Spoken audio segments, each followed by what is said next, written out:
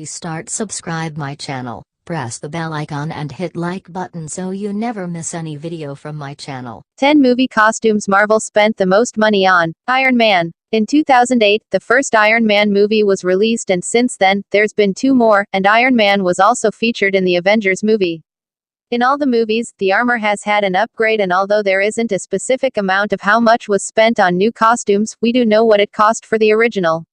It was $325,000 for the red and gold suit, which is a lot of money if you think about. 2 suits were built for the movie, and they were the Mark 42 and the Iron Patriot suit. Black Panther. The film cost a staggering $200 million to make, which is a lot of money, and because the costumes cost so much, the designers could only make a limited amount of costumes for the movie. But they're very expensive. One costume might cost $300,000. The high cost is due to the quality of material and also because many of the female costumes had small jewels and African beads. Jewelry maker Dorian Fletcher was hired to do the metal adornments, which was done by hand, including the panther designs on the belts. Thor. We don't know the exact price tag of what Thor's costume cost, but the costume designer states that they sculpted Chris Hemsworth's torso onto a wooden block so that they could sculpt his body onto the silver metal chest plate they used for Thor. Hemsworth's muscle tone was endlessly changing, so the designers had to make over 30 capes to accommodate the change, and the whole crew had about 25 sets of armor. Thor's hammer does cost over $5,000. Spider-Man. Last year, the latest Spider-Man, called Spider-Man: Homecoming, was released, and the costume was different from the previous franchise. Costume designer Louise Frogley updated the eyes, webbing, and gadgets of the costume. They spent a lot of time perfecting the small details and the texture of the costume. The webbing design was very intricate, therefore, the concept artist had to help to make it perfect. There's no price tag, but Tom Holland said they have like 20 suits. Mantis green costume is made with some interesting elements. The character was only featured in the second movie, and the style of the costume really stayed true to the comic book. The director wanted to make the simple outfit more interesting by changing the texture of the outfit.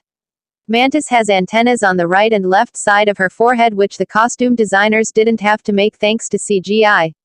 Captain America's suit. The superhero has made many appearances in the Captain America movies, and Captain America dons a black suit which sticks to his body during the battle scenes.